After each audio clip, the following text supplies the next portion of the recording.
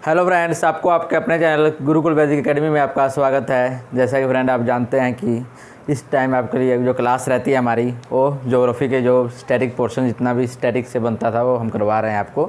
जैसे कि हमने माउंटेंस का ऊपर जो भी स्टैटिक बनने वाला था माउंटेंस के ऊपर, हिमालय के ऊपर, तो मैंने उसके वीडियो फर्स्ट पार्ट्स में बता दिया काफ़ी कुछ, ट्रांस हिमालय तक करवा चुका हूँ मैं। और जो नेक्स्ट पार्ट है उसको क्लास लेने वाला हूँ ही। तो लेकिन क्या है कि दोस्त, बहुत से स्टूडेंट्स जैसे अभी जानते हैं कि अभी जो आपके पंजाब पटवारी के या PSSB जिसने कंडक्ट किया है एग्ज़ाम, उसका आंसर किया गया, या उसके पहले जो एग्ज़ाम हुआ 3 अगस्त PSTCL का, उसका भी आंसर किया आ चुका है।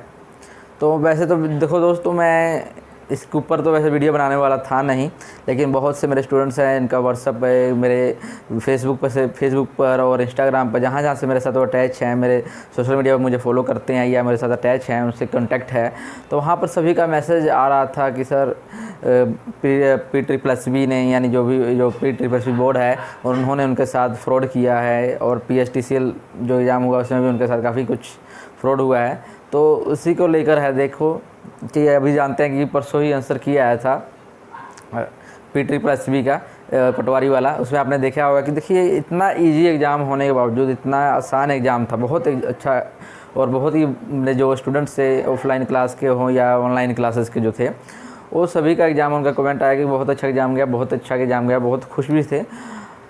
लेकिन दोस्त, आंसर किए आने के बाद बच्चों में काफ़ी हरासमेंट आ गई है, और काफ़ी मतलब उन लोगों को चिंता हो गया है कि कट ऑफ क्या रहने वाला है, या सिलेक्शन होगा या नहीं होगा। कि उसका रीज़न ये है कि देखिए, जो आंसर किया है उसमें 6 से 7 क्वेश्चन तक जो है रॉन्ग आंसर उन्होंने बताया है। जो आंसर की में जो उन्होंने आंसर बताया है वो 6 से 7 क्वेश्चन ऐसे हैं।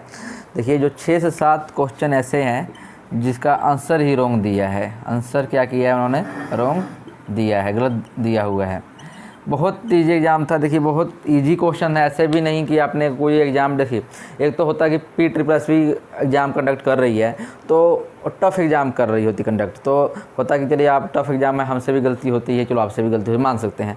लेकिन इतने ईजी क्वेश्चन, जिसको मैथ के क्वेश्चन जो गलत उन्होंने जो मैथ क्वेश्चन जिस क्वेश्चन का उन्होंने गलत आंसर बताया है, उसके 10th या 9th क्लास के बच्चे को क्वेश्चन आप देंगे ना, तो वो भी आपको सॉल्व करके दे देगा, वो भी आपको सॉल्व करके सोल्यूशन उसका बता देगा और एकदम करेक्ट बताएगा, एक्यूरेट बताएगा। लेकिन PSSB ने क्या किया, उसका आंसर गलत बताया है। ठीक है। पंजाबी लैंग्वेज, देखिए पंजाबी क्वेश्चन था। अब मैं बताइए, 84 का जो प्रोनाउंसिएशन करना था, 84 जो है आपको मैथ में लिखा है, इसको पंजाबी में प्रोनाउंसिएशन करना था, मतलब पंजाबी में इसको लिखना था, कि बताना था कि कौन सा सही है। ये मतलब एक 84 का एक मतलब वर्ड था, इसके ऊपर कोई क्वेश्चन था 84 के ऊपर, तो 84 वाला जो था। तो बताइए, जो बच्चे ऑलरेडी 10th जो पंजाब से बिलोंग करते हैं उनको 84 लिखना नहीं आएगा, 84 लिखना नहीं आएगा, बताइए, वो आएगा ही। तो उन्होंने इस 84 को, जो कि एक्यूरेट सभी बच्चों का, ऐसा नहीं कि अब बुक अच्छा बताइए, किताब जो है जिस बुक से आप तैयारी की हैं वो भी गलत होगा क्या? उसमें 84 का सही लिखा है, जो उसमें लिखा है वही आपने बच्चों ने क्या किया, वहाँ पर टिक किया हुआ था, फिल किया था अपना, लेकिन आंसर के में आया है क्यों गलत है आपका ऑप्शन। ठीक है, ये हो गया।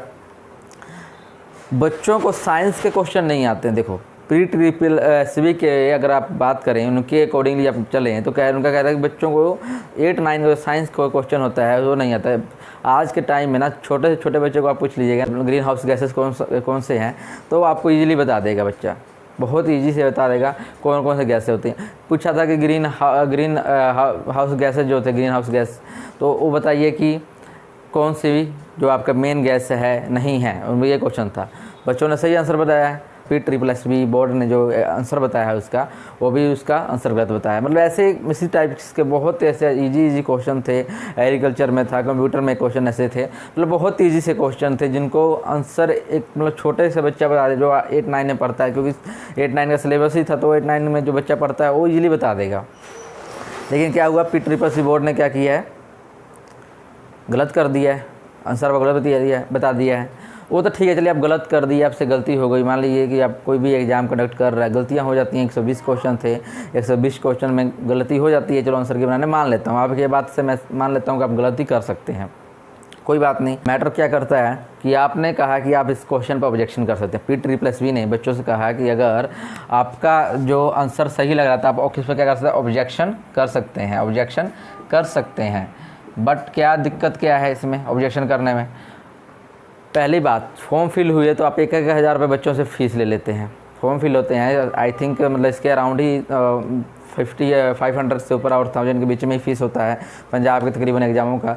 तो इसका भी मान लें 1,000 के करीब में आप ले लें, तो 1,000 के करीब में अगर आप फ़ीस ले रहे हैं बच्चों से, बहुत मुश्किल से तो इतना मतलब इतना फ़ीस जो दे पाते हैं, बहुत मुश्किल पे कर पाते हैं, ठीक है।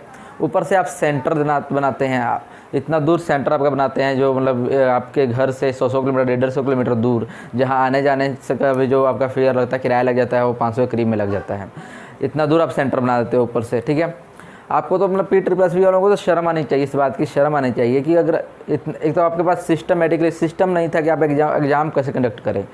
बच्चों ने मतलब जब एग्ज़ाम हुआ उसके एक दिन बाद या उसी दिन शाम को कई बच्चों ने मुझे मतलब मैसेज किया, और भी कई इंस्टीट्यूट से बात हुआ तो वहाँ पता चला उसका चंडीगढ़ यूनिवर्सिटी में एग्ज़ाम पड़ा था। जिस ब्लॉक में जिस डिपार्टमेंट में एग्ज़ाम पड़ा था उसी डिपार्टमेंट का एग्ज़ाम वहाँ से उसका जो था बदल कर शिफ्ट कई दूसरी जगह उसका सेंटर कर दिया गया। उस सेंटर को बदल कर, ऐसा नहीं कर रहा हूँ दूसरी जगह कर, मतलब उसी यूनिवर्सिटी के अंदर चंडीगढ़ यूनिवर्सिटी में जो जिस ब्लॉक में उसका सेंटर बना था वहाँ से उसका सेंटर चेंज कर दिया गया और टाइम नहीं दिया गया। कई बच्चे पहुँच नहीं पाए, एग्ज़ाम नहीं दे पाए, मतलब कई बच्चों को पता नहीं चल पाया, लेट हो गए, पहुँच नहीं पाए, नहीं दे पाए एग्ज़ाम। जो पहले पहुँच गए थे चलो पहुँच गए मान ले सकते हैं, जो एग्जैक्ट टाइम में पहुँचे थे लेकिन उनको तो नहीं पहुँच पाएंगे, उनको पता नहीं चला। ऊपर से ये हुआ अमृतसर में क्या हुआ कि अमृतसर में भी वहाँ पर एक सुनने में आया कि मतलब मैं आया था मैसेज कि वहाँ के बच्चे थे कई जिनको OMR शीट फिल किया हुआ मिला था, ठीक है। तो चलो इस बात पर हम कुछ अफवाहें भी हो सकती हैं, इस बात को अफवाह मान लेते हैं, लेकिन जो ये चंडीगढ़ वाला बात है ये मेरे कॉन्टैक्ट में ही थे, मेरा स्टूडेंट ही है, उसके साथ ऐसा हुआ है, तो मैं आपको बता रहा हूँ, ठीक है। इसलिए ये सब ठीक है, मतलब इतनी दूर जाने के लिए देखो, इतना दूर आप एग्ज़ाम का सेंटर बनाते हो, इतना दूर सेंटर में जाने के लिए बच्चे के पास सिस्टम नहीं था आपके पास कंडक्ट करने का एग्ज़ाम। ये अगर आपको ऑफलाइन एग्ज़ाम लेना था तो ये सेंटर आपके शहरों में बनाए जा सकते हैं, आपके सिटी में बनाए जा सकते हैं सेंटर, आपके ही डिपार्टमेंट के टीचर होते हैं इसमें, तो आप इजीली कंडक्ट कर सकते थे आपको शहर में। लेकिन आपको बच्चों को हरास करने के लिए, तंग करने के लिए ये क्या किया गया, सेंटर को दूर बना दिया गया, ठीक है। तो वहाँ से देखो आप सेंटर तो एक तो आपके पास अगर सिस्टम नहीं है तब किस एग्ज़ाम को 3-4 शिफ्टों में कंडक्ट कर सकते थे, 2-3 दिन में एग्ज़ाम ले सकते थे। 2.5 लाख बच्चा था, लगभग 2.5 लाख में 2,31,000 बच्चे थे आई थिंक, तो जिन्होंने फॉर्म फिल किया था। तो आप अगर 2.33 लाख 31 लाख जितने भी थे, चलो मुझे एग्जैक्ट याद नहीं है, तो उसके अकॉर्डिंगली आप 1.5 लाख बच्चा भी अगर एग्ज़ाम देने गया है, 2.5 लाख में से अगर आप अप्रोक्सीमेट लेते हैं 2.5 लाख, तो उससे 1.5 लाख बच्चा भी एग्ज़ाम देने गया है आपका, तो एक शिफ्ट में ही आप एग्ज़ाम कंडक्ट कर दिए, ठीक है। एक शिफ्ट में एग्ज़ाम कंडक्ट करने के कारण कितना बच्चों को प्रॉब्लम फेस करना पड़ा, उनको बस पे, छत पर, बच्चे छत पर, इवन की लड़कियां भी छत पर बैठ कर एग्ज़ाम देने गई थी। उसके बाद भी P+V बोर्ड को ये शर्म नहीं आती है कि उन्होंने 6 से 7 वो भी ईजी क्वेश्चन को आपने आंसर रॉन्ग मार्क किया, ऊपर से आपने बच्चों का आंसर गलत कर दिया और आपका आंसर आपका गलत है। ऊपर से ये तो ठीक है, ऑब्जेक्शन करने के लिए आपने बोल दिया, ऑब्जेक्शन कर सकते हैं, इजीली कर देंगे, चलो ऑब्जेक्शन करने में कोई दिक्कत नहीं है। ऑब्जेक्शन करने में दिक्कत क्या आ रहा है कि एक क्वेश्चन के आप 500 रुपये चार्ज कर रहे हैं, 500 रुपीज़ चार्ज कर रहे हैं, मतलब ये हद हो गई है यार कि आप एक तो गलती भी आप करें और उसका अगर हम ऑब्जेक्शन करते तो 500 रुपये हम उसको मतलब जो हम पेड करके यानी फीस देकर 500 रुपये तब ऑब्जेक्शन कर सकते हैं क्वेश्चन, वो भी एक क्वेश्चन का। ऐसा नहीं कि 6-7 के जो जितने भी आपके एग्जाम में आपके गलत हैं सभी के 500 रुपये जितना भी हो, मतलब 10 हो 12 हो, उस सभी को एक ही फीस में नहीं, एक फीस में नहीं बोल रहे हैं, आप बोल रहे हैं कि हर क्वेश्चन का, एवरी क्वेश्चन का आपको 500 पे करना पड़ेगा अगर आप ऑब्जेक्शन करना चाहते हैं तो, ये बोला गया है। तो मतलब लगभग अगर 6 क्वेश्चन पर भी ऑब्जेक्शन करेगा 3,000 रुपये चाहिए स्टूडेंट के पास, 3,000 रुपये चाहिए। और ये भी आपके 3,000 रुपये पे कर देता है, कोई होगा कि चलो कई स्टूडेंट होंगे जिनके पास पैसा पे कर देते हैं, मान लेते हैं। ऊपर से आपकी हद तो तब हो रही है कि आप ये बोल रहे हैं कि पे तो आप करो, बट आप क्या करो साथ में कि आप प्रूफ दो, यानी हम पैसे भी दें, आपको गलती आपकी, हम पैसे भी दें, ऊपर से आपको प्रूफ भी दें। मतलब हद हो गई ना यार। मतलब एक तो एग्ज़ाम आप फॉर्म ये फिल कराया हुआ पटवारी का, आई थिंक फॉर्म जो फिल हुआ था वो फरवरी से मार्च के बीच में मतलब हुआ था फॉर्म फिल, ठीक है।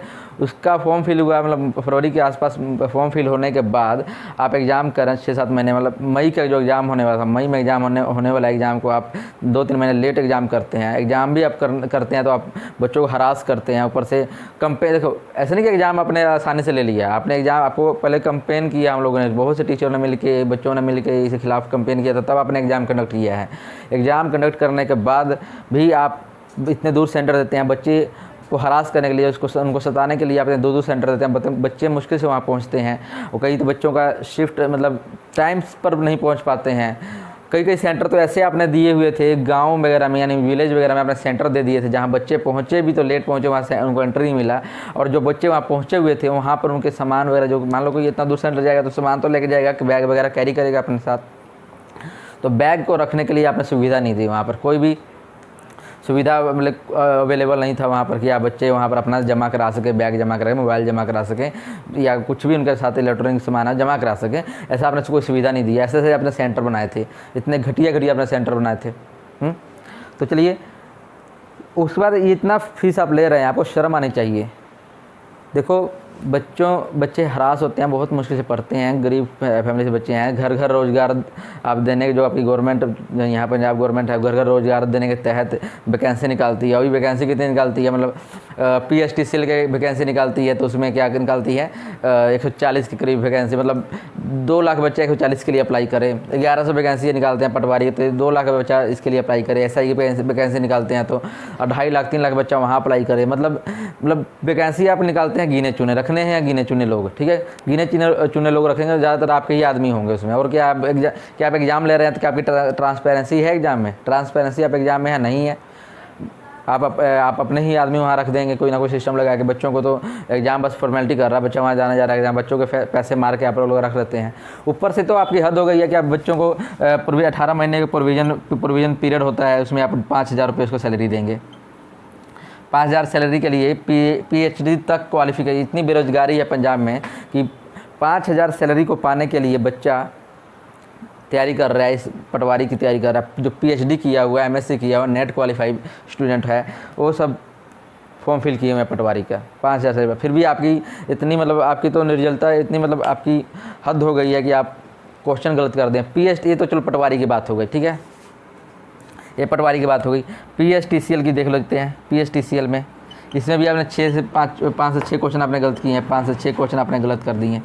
इसमें भी रॉन्ग किया हुआ 5 से 6 क्वेश्चन। इसमें तो आपकी तो हद हो गई है कि आपने तो मैथ के जो क्वेश्चन आपने डाले थे तो उसका आंसर ही नहीं मैच करते हैं, कितना भी सोल्व कर लिया जाता है। ये चलिए तो PSSSB कंडक्ट नहीं करती है PSTCL का एग्ज़ाम, तो इसको मैं इसको PSSB बोर्ड को इसका दोष नहीं दूंगा। लेकिन पंजाब गवर्नमेंट के तहत ये जो TCS एग्ज़ाम कंडक्ट करती है, तो मतलब इसमें भी आपकी हद हो गई है। मतलब यहाँ से भी यहाँ भी 500 रुपये बच्चों को देना पड़ रहा है। देखिए मैं तो बच्चों को यही बात बोलूँगा, बच्चों को हरास नहीं होना है।